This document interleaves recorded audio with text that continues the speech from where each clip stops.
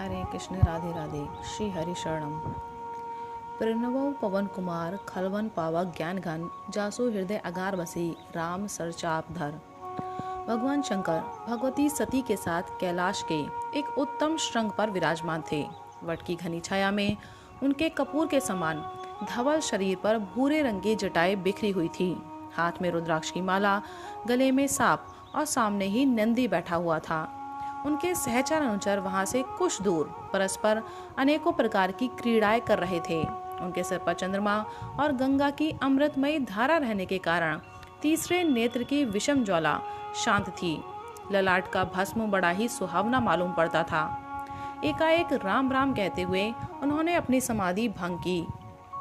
सती ने देखा कि भगवान शंकर का एक अपूर्व भाव से उनकी ओर देख रहे हैं। वे सामने खड़ी हो गईं और हाथ जोड़कर विनय के साथ कहने लगी, स्वामिन, इस समय मैं आपकी क्या सेवा करूं? क्या आप कुछ कहना चाहते हैं? आपकी मुख आकृति से तो ऐसा ही प्रकट हो रहा है। भगवान शंकर ने कहा, प्रिय, आज मेरे मन में एक बड़ा ही शुभ संकल्प उठ रहा है। मैं सोच रहा हूँ कि जिनका मैं निरंतर ध्यान किया करता हूँ, जिनके नामों को रट रट कर गदगद होता रहता हूँ, जिनके वास्तविक स्वरूप का स्मरण करके मैं समाधि ग्रस्त हो जाता हूँ, वे ही मेरे भगवान, वे ही मेरे प्रभु अवतार ग्रहण करके संसार में आ रहे हैं। सभी देवता उनके साथ अवतार लेकर उनकी सेवा का सुयोग प्राप्त करना चाहते हैं, तब मैं ही क्यों वंचित रहूं? मैं भी वहीं चलूं और उनकी सेवा करके अपनी युग युग की लालसा पूर्ण करूं, अपने जीवन को सफल बनाऊं।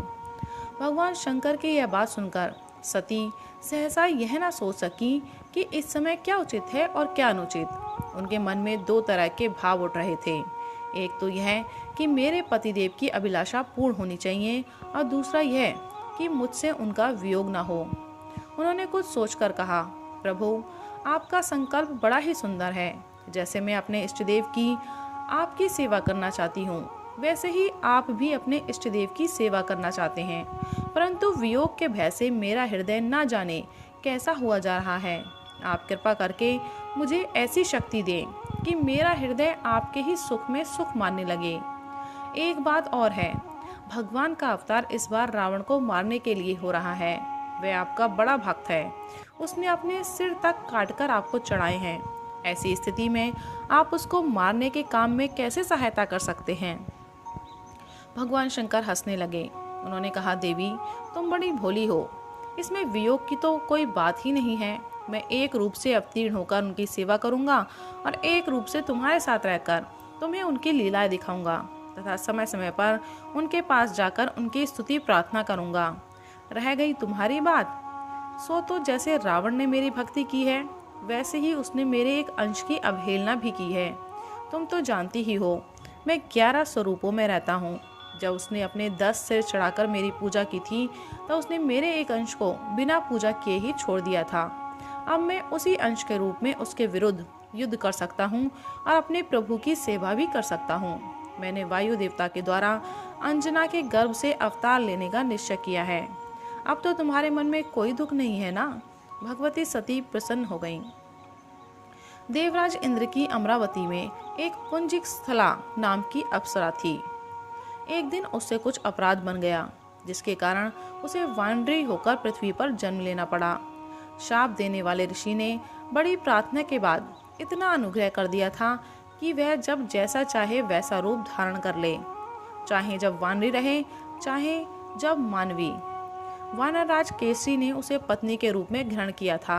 वह बड़ी सुंदरी थी और केसरी उससे बहुत ही प्रेम करते थे। एक दिन दोनों ही मनुष्य का रूप धारण करके अपने राज्य में सुमेरु के श्रृंगों पर विचरण कर रहे थे। मंद मंद वायु बह रही थी। वायु के एक हल्के से झोंके से अंजना की साड़ी का पल्ला उड़ गया। अंजना को ऐसा मालूम हुआ कि मुझे कोई स्पर्श कर रहा है। वे अपने कपड़ों को संभालती हुई अलग खड़ी हो गई। उसने डांटते हुए कहा, ऐसा ढीठ कौन है जो मेरा पातिव्रत्य नष्ट करना चाहता है? मेरे इष्टदेव पतिदेव मेरे सामने विद्यमान है और कोई मेरा व्रत नष्ट करना चाहता है। मैं अभी शाप देकर उसे भस्म कर दूंगी। उसे प्रतीत हुआ मानो वायुदेव कह रहे हैं, देवी, मैंने तुम्हारा व्रत नष्ट नहीं किया है। देवी, तुम्हें एक ऐसा पुत्र होगा जो शक्ति में मेरे समान होगा, बल और बुद्धि में उसकी समानता कोई ना कर सकेगा। मैं उसकी रक्षा करूंगा, वह भगवान का सेवक होगा। तदनंतर अंजना और केसरी अपने स्थान पर चले गए। भगवान शंकर ने अंश रूप से अंजना के कान के द्वारा उसके गर्भ में प्रवेश किया।